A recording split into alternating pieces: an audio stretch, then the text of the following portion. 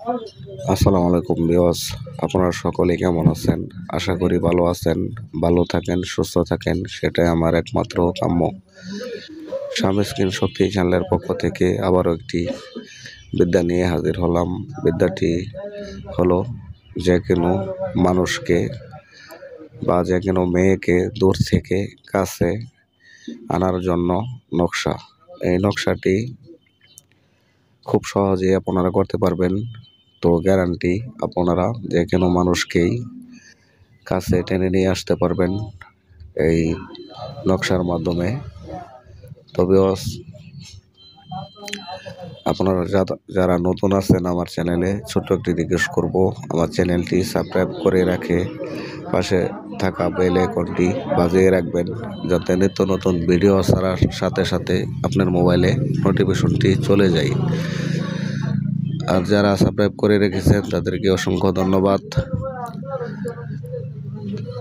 আমার এই ভিডিও আপনার যে কোনো সময় প্রয়োজনে আসতে পারে।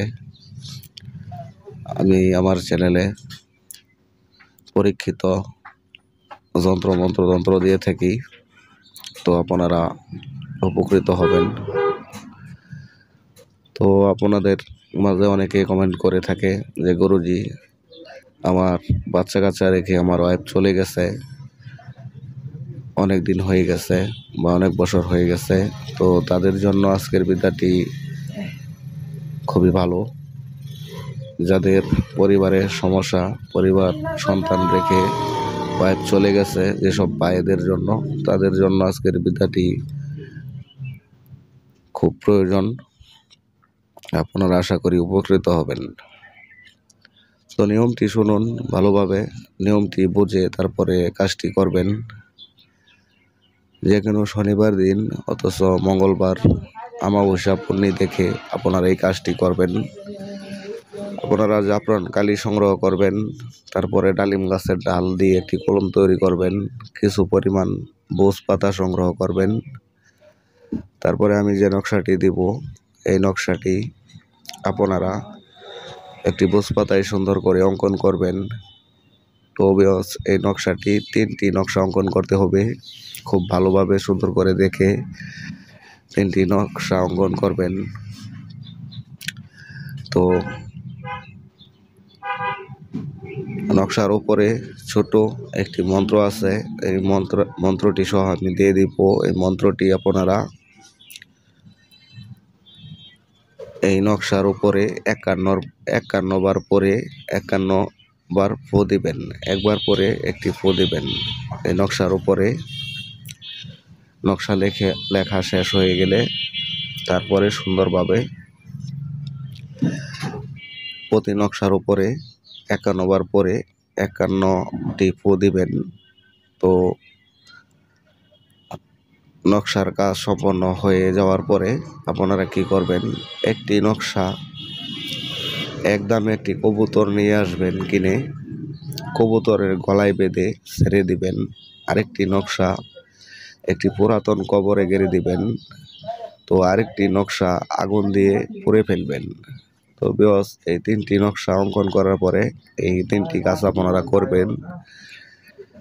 করার পরে আপনাদের কাজ সম্পন্ন হয়ে যাবে। তো যত দূরে থাক মানুষ, আপনার স্ত্রী চলে আসতে বাধ্য, এটা কখনোই মিস হবে না। আপনি ভালোভাবে বুঝে শুনে তারপরে কাজটি করবেন। নকশাটি ভুল করবেন না। আমি স্ক্রিনে দিয়ে দিব, নকশাটি স্ক্রিনশট দিয়ে নিয়ে নেবেন।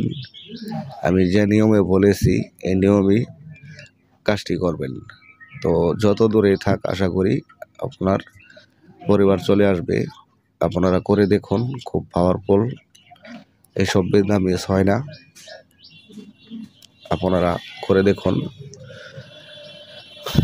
তাৎক্ষণিক রেজাল্ট পাবেন। যদি অনেক দূরে হয় তাহলে সর্বোচ্চ 7 দিনের মধ্যে আপনার লোক চলে আসবে। আর কাছে হলে 2 দিন বা 3 দিনের মধ্যে চলে আসবে। তো আপনারা ভালোভাবে ভিডিওটি দেখে তারপরে বিদ্যাটি প্রয়োগ করবেন। কোনো ধরনের ভুল যাতে না হয় সেদিকে খেয়াল করে আপনারা নকশাটি অঙ্কন করবেন, নকশার কাজটি করবেন।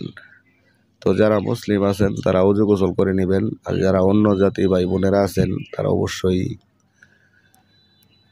দাঁত ব্রাশ করে গোসল করে নেবেন।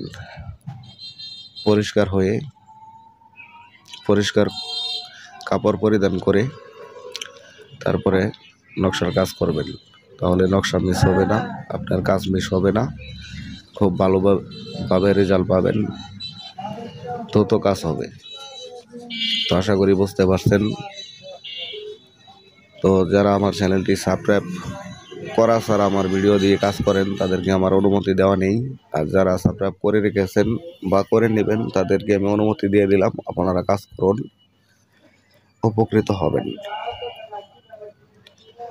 তো আমি নকশাটি স্ক্রিনে দিয়ে দিব, ভালোভাবে আপনারা দেখে নিয়ে কাজ করবেন। তো সবাই ভালো থাকবেন, সুস্থ থাকবেন। আসসালামু আলাইকুম।